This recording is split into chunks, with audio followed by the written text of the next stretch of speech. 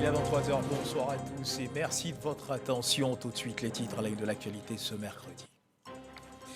Un conseil des ministres s'est tenu ce mercredi 30 mars 2022 au palais de la présidence de la République. Conseil des ministres présidé par le chef de l'État Alassane Ouattara. La lutte contre le blanchiment des capitaux, le développement de la cacaoculture, la fin de la validité des cartes nationales d'identité de 2009 et demain jeudi 31 mars, des points abordés au cours de ce conseil des ministres.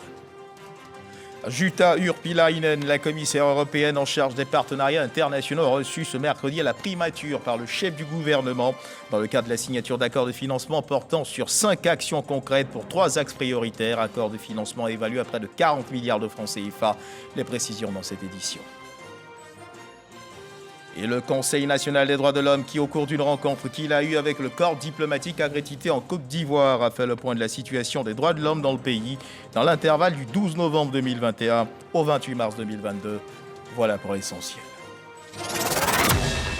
Oui, bonsoir à tous et merci de nous suivre. Le président de la République, Alassane Ouattara, a présidé, nous le disions à l'instant, un conseil des ministres ce mercredi 30 mars 2022 au palais de la présidence de la République. La lutte contre le blanchiment des capitaux, le développement de la cacaoculture et la fin de la validité des cartes nationales d'identité de 2009 dès demain, jeudi 31 mars. Des points abordés au cours de ce conseil des ministres. Le point de ce conseil avec Jérôme Kofi Abolin.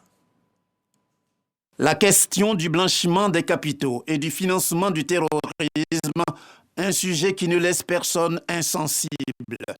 Le Conseil des ministres présidé par le président de la République, Alassane Ouattara, ce mercredi, en a parlé. Une mesure en vue de la lutte contre ce phénomène a été prise. Au titre du ministère de l'Économie et des Finances, le Conseil a adopté un projet d'ordonnance portant régime des sanctions administratives applicables en matière de lutte contre le blanchiment des capitaux, le financement du terrorisme et la prolifération des armes de destruction massive et organisation du contrôle des assujettis, ainsi que son projet de loi de ratification. Cette ordonnance, en fait, prévoit des sanctions administratives comprenant notamment l'interdiction temporaire d'exercice et le retrait d'agrément ou de la carte professionnelle applicable aux assujettis et aux autorités de contrôle. Elle précise les assujettis, détermine les autorités de contrôle et institue un organe administratif de sanction dénommé Commission nationale des sanctions de lutte contre le blanchiment des capitaux et le financement du terrorisme. Également au menu de cette rencontre, la cacaoculture sur le sol ivoirien. Ici, l'accent est mis sur le développement de la politique et la stratégie nationale pour la cacaoculture en Côte d'Ivoire. La déclaration s'articule autour de 3 objectifs globaux, à savoir améliorer le revenu des producteurs de cacao et leur bien-être, lutter contre la déforestation et éradiquer le travail des enfants dans la cacaoculture, donc à l'horizon 2025. Elle capitalise sur les acquis de toutes les initiatives en cours, ainsi que sur les résultats du dialogue Côte d'Ivoire-Union européenne sur le cacao durable. Le Conseil des ministres a aussi informé que toutes les cartes nationales d'identité produites en 2009 viennent à expiration à la date du 31 mars 2022, c'est-à-dire ce jeudi. Le Conseil a adopté une communication relative au bilan cumulatif de l'opération d'identification au 28 mars 2022 et à la fin de la validité de la CNI, la carte nationale d'identité produite en 2009. Il convient de rappeler que le renforcement du dispositif actuel de l'ONICI permet un renouvellement de la carte nationale d'identité, la CNI, en moins de 14 jours. Ce dispositif a donc permis l'appurement de plus de 92% des demandes en instance au 31 décembre 2021 et la production, comme je vous l'ai annoncé, de plus de 3 millions de CNI. À ce jour donc, il reste 613 425 cartes qui n'ont pas encore été retirées. En raison donc de ces chiffres, le gouvernement tient à rappeler aux populations concernées que la prorogation au 31 mars 2022 de la période transitoire de validité des cartes nationales d'identité, arrivant à expiration donc le 31 décembre 2021, prendra effectivement fin à l'échéance prévue.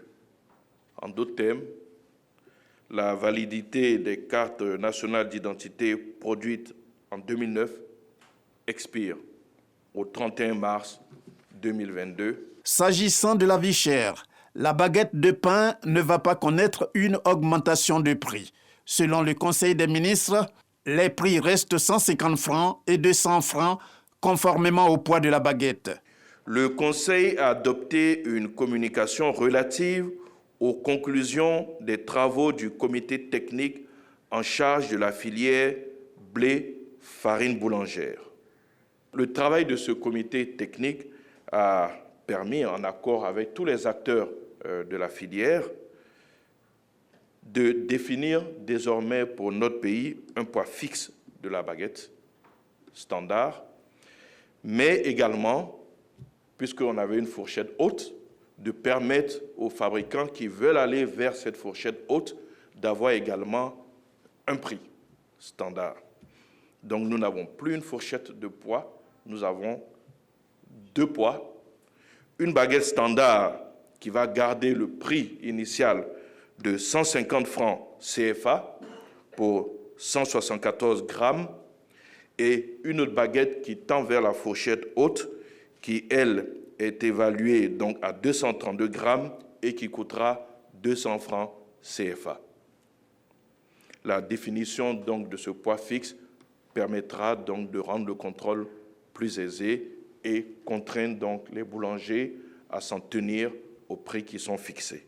Le prochain Conseil des ministres va se tenir le 13 avril 2022.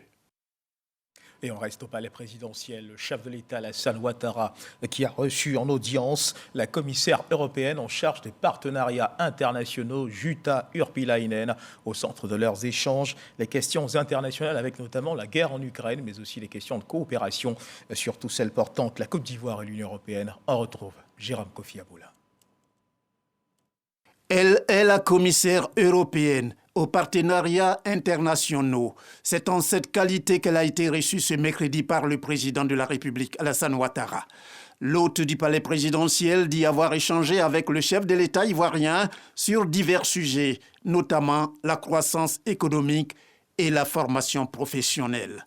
Nous avons indiqué que l'Union européenne était disposée à apporter son concours à la Côte d'Ivoire, notamment sur des questions sécuritaires. Et puis nous avons abordé différents sujets nationaux et internationaux, comme la croissance économique, le rôle des jeunes ou l'éducation.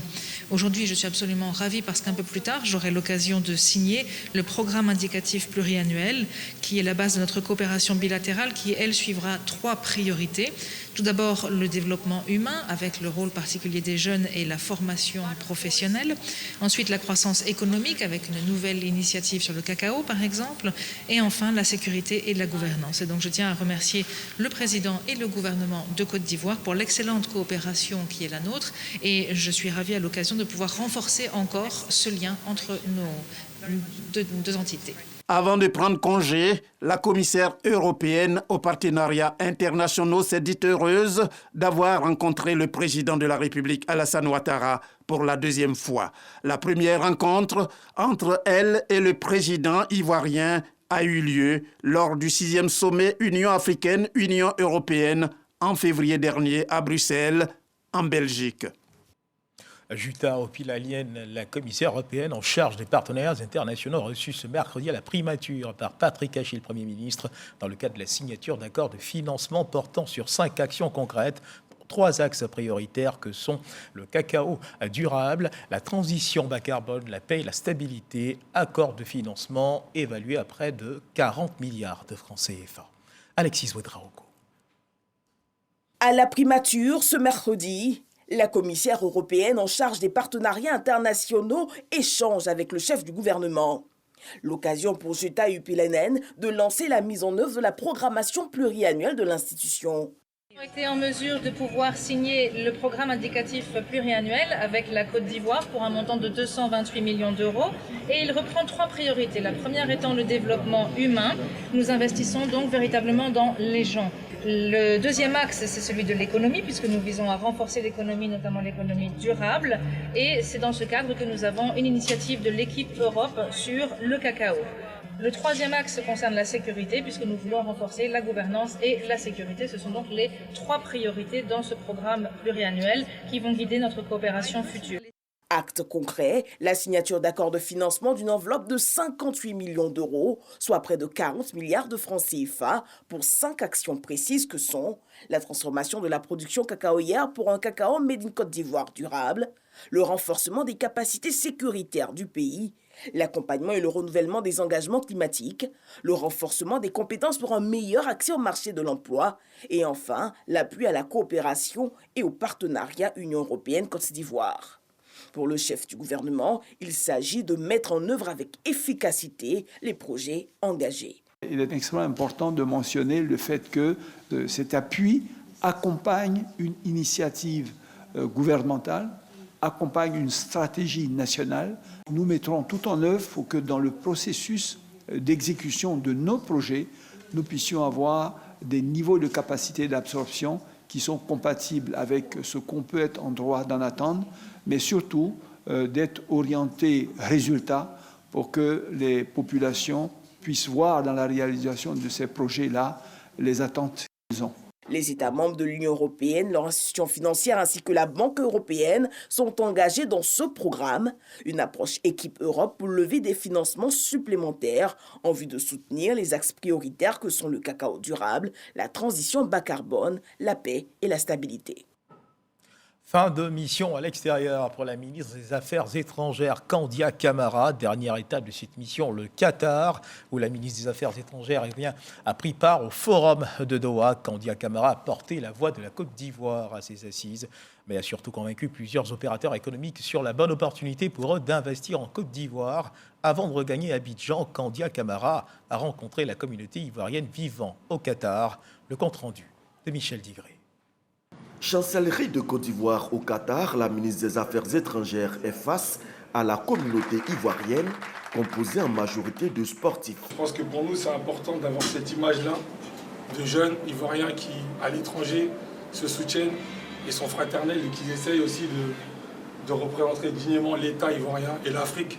Après avoir félicité l'ambassadeur Cissé Abdoul Karim pour l'assistance presque paternelle qu'il apporte à la communauté, la ministre Kandia Camara a rappelé la responsabilité des Ivoiriens dans leur pays d'accueil. Chacun doit justement se mettre dans la peau d'un ambassadeur et avoir toujours un comportement exemplaire comme vous le faites.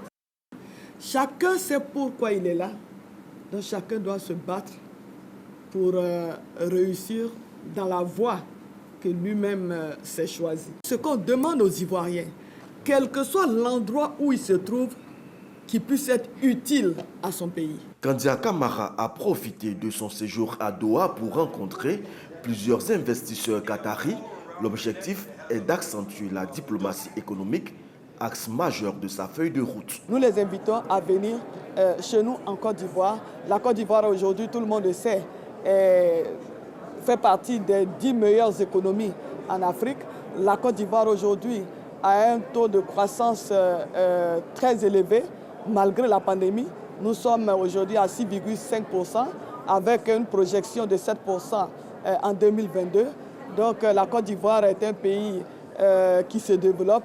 Donc c'est le pays de l'avenir pour eux. L'étape de Doha met fin à 3 semaines de tournée en Turquie, au Pakistan et au Qatar pour consolider la diplomatie ivoirienne dans cette partie du monde. La Côte d'Ivoire qui travaille également au renforcement de sa coopération avec le Canada. Son Excellence Bafétigé Ouattara, ambassadeur de Côte d'Ivoire au Canada, était récemment en visite officielle de travail à Toronto, la capitale de la province de l'Ontario, poumon économique du Canada. Son Excellence Bafétigé Ouattara a eu une série de rencontres avec les autorités politiques de la province de l'Ontario avant de conclure par des entretiens avec les responsables du Collège boréal de Toronto, un établissement d'excellence à la pointe dans le secteur des mines. C'est ce que nous dit Jean-Marc Djedji. Bafétigui Ouattara, ambassadeur de la Côte d'Ivoire au Canada, reçu en audience par 2 dirigeants de la province de l'Ontario, Elizabeth Doddswell, lieutenant-gouverneur de la province, et l'honorable Ted Arnott, président de l'Assemblée législative. Ils échangent sur les questions d'éducation et de développement durable. Cap est mis sur le campus du Collège boréal de Toronto. Ici, l'ambassadeur Bafétigui Ouattara échange avec l'administration académique du collège. Ils explorent des domaines de coopération pouvant exister entre ce centre d'excellence canadien et les grandes écoles ivoiriennes, notamment l'INPHB et l'Université de Mans. Le diplomate ivoirien a profité de l'occasion pour interroger sur les conditions de vie et d'encadrement des étudiants ivoiriens, nombreux au sein du Collège boréal. J'ai commencé ici en 2013, étudiante en technique du travail social. 2 années, un programme de 2 ans. La graduation a eu lieu en 2015. Collège boréal, c'est un collège accueillant. C'est une famille. Après échange, un protocole d'accord est prévu pour renforcer les capacités des étudiants en Côte d'Ivoire. Et nous allons avoir plusieurs initiatives que nous allons travailler ensemble. Et on se parle souvent de 3 grands secteurs, de l'agriculture, le secteur forestier et le secteur minier. À Boréal, nous avons vu que l'un des secteurs prioritaires du gouvernement ivoirien, à savoir l'agriculture, les mines et le domaine forestier, sont des domaines prisés par ce collège et des domaines pour lesquels ce collège fait référence. Et donc c'est avec beaucoup de bonheur que nous avons dégagé des perspectives en termes de coopération.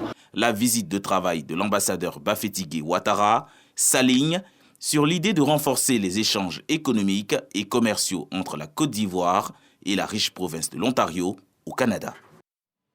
Direction Amsterdam, aux Pays-Bas, où des questions liées à l'environnement, à la fluidité routière, à la sécurité et à la santé sont abordées au cours de la 50e édition de l'Intertrafic, un rendez-vous qui se tient depuis 1972. Également à la recherche de solutions adaptées aux réalités en Côte d'Ivoire, une délégation du ministère des Transports a fait le déplacement pour prendre part à cette rencontre. Envoyé spécial aux Pays-Bas, Walter Amadou Ouattara.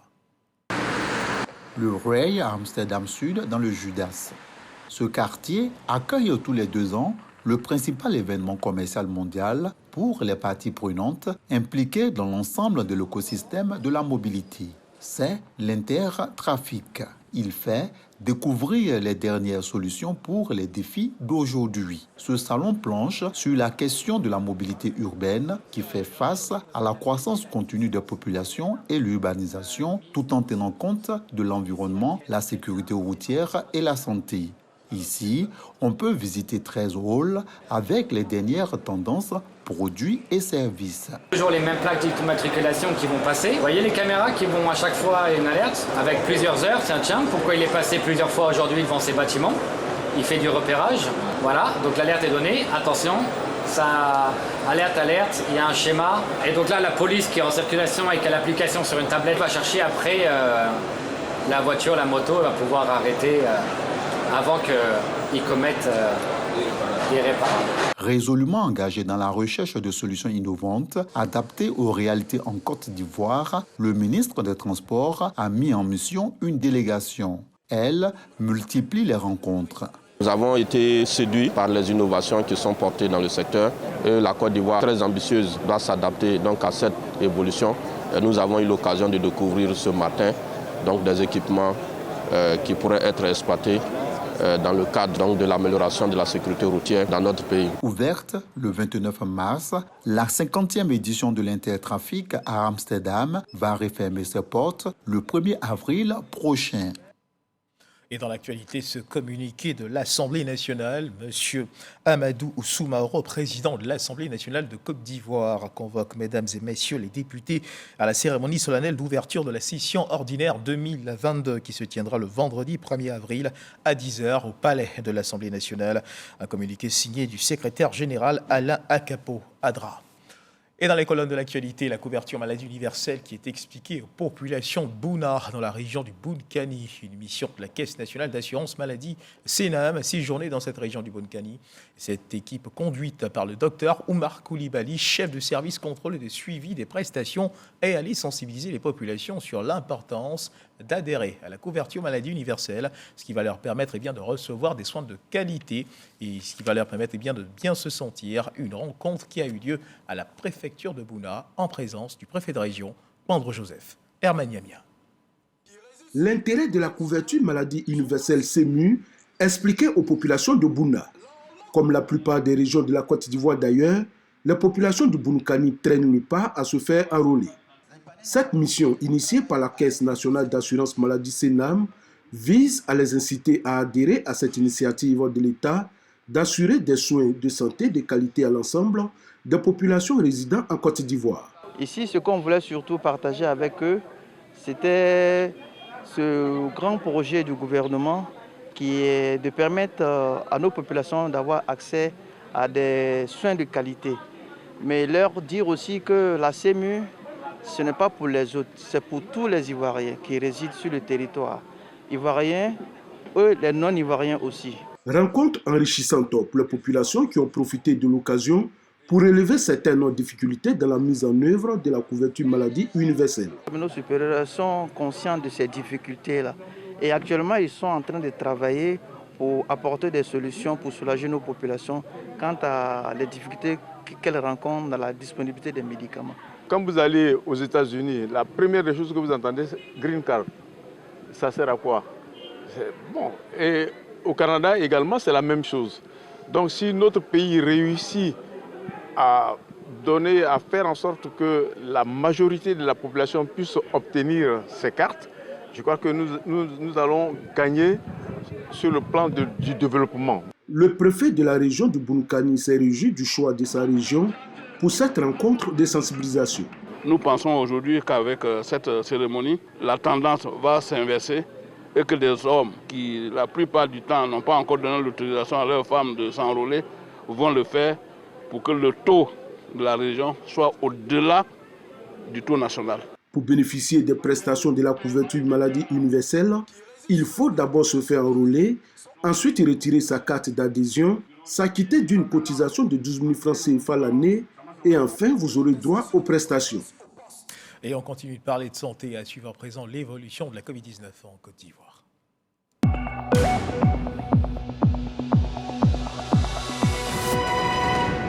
Le ministère de la Santé et de l'Hygiène publique de la couverture maladie universelle a enregistré ce mercredi 30 mars 2022 3 nouveaux cas de Covid-19 sur 1024 échantillons prélevés, soit 0,3% de cas positifs, 1 guéri et 0 décès. À la date du 30 mars 2022, la Côte d'Ivoire, notre pays, compte donc 81 722 cas confirmés, dont 80 909 personnes guéries, 796 décès, 8 cas actifs. Le ministre de la Santé et de l'Hygiène publique de la couverture maladie universelle invite toutes les personnes de plus de 12 ans à se faire vacciner dans les centres de vaccination. La vaccination contre la Covid-19, rappelons-le, est gratuite et volontaire. Les populations de Samo, localité située dans la commune de Beaunois, dans la région du Sud Comoré, peuvent se réjouir.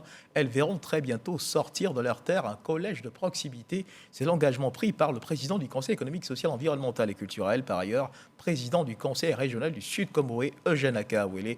Promesse faite au cours d'une cérémonie de reconnaissance que lui rendaient les populations. Reportage d'Issa Chononyeo. Samo, localité située à 5 km de Beaunois, place de l'indépendance. La paix et la cohésion célébrées autour des actions de développement du président de la République, Alassane Ouattara. Des actions de développement mises en œuvre par le Conseil régional du Sud Comoré. La population, au cours d'une cérémonie, en présence du président du Conseil économique, social, environnemental et culturel, Eugène Akaouele, par ailleurs président du Conseil régional du Sud Comoré, ont exprimé leur reconnaissance et gratitude au chef de l'État. Le président des jeunes, Ben Junior, profite du moment pour égrener des doléances. Samo et Aboubakro méritent un collège, voire même un lycée, parce que Samo et Aboubakro font 40 000 habitants. Samo et Aboubakro méritent également une ambulance. Notre dispensaire, qui est sous-équipé, mérite une réhabilitation profonde, surtout un changement de statut. Le président du Conseil régional du Sud Comoré a salué les nombreuses actions de développement du chef de l'État dans sa région, avant de promettre la construction d'un collège à Samo. C'est vrai que Samo a à ce jour moins bénéficié des réalisations du conseil régional que d'autres localités. Quand on sait que le conseil régional a contribué à couvrir cette région en matière en matière d'école et particulièrement de collège. Pour le collège qui a été demandé, nous avions un problème de site, mais Samo est bel et bien prévu pour recevoir un collège. Il faut que rapidement, on nous fixe sur le site qu'il faut pour que le collège, sinon l'entreprise est connue, elle n'attend que le site pour construire le collège de Samo. Eugène Akaawele a exhorté la population à cultiver le vivre ensemble afin d'accompagner le chef de l'État dans ses actions de développement. Le Conseil national des droits de l'homme, qui au cours d'une rencontre qu'il a eue avec le corps diplomatique résident en Côte d'Ivoire, a fait le point de la situation des droits de l'homme dans le pays dans l'intervalle du 12 novembre 2021 au 28 mars 2022. Le RGPH 2021, les audiences foraines exceptionnelles pour les élèves de CM2, la lutte contre la corruption et infractions assimilées ont été aussi abordées. Rencontre tenue au siège du CNDH, Laure Goretti, Alexis Ouedraogo.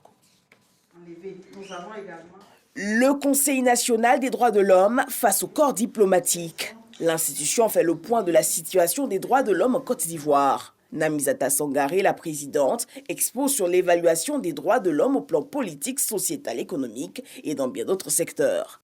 Le briefing du corps diplomatique est un exercice auquel nous nous prêtons. Ça a pour objectif de partager notre lecture de la situation des droits de l'homme et ça permet également d'améliorer leur compréhension sur certains points de la situation. Je prends le cas cette fois-ci, le phénomène d'enlèvement. Nous avons essayé de leur expliquer un peu comment est-ce que ces phénomènes étaient perçus par les populations et surtout les actions vigoureuses qui ont été prises par le gouvernement pour en tout cas freiner ce phénomène qui perturbait l'inquiétude de nos populations. RGPH 2021, audience foraine exceptionnelle pour les élèves de CM2, bonne gouvernance, lutte contre la corruption, autant de sujets abordés ce jour. C'est important que la Commission nationale des droits de l'homme fasse ce travail de suivi, de monitoring de la situation des droits de l'homme et de la situation des droits de l'homme au sens large. Et par ce rôle vraiment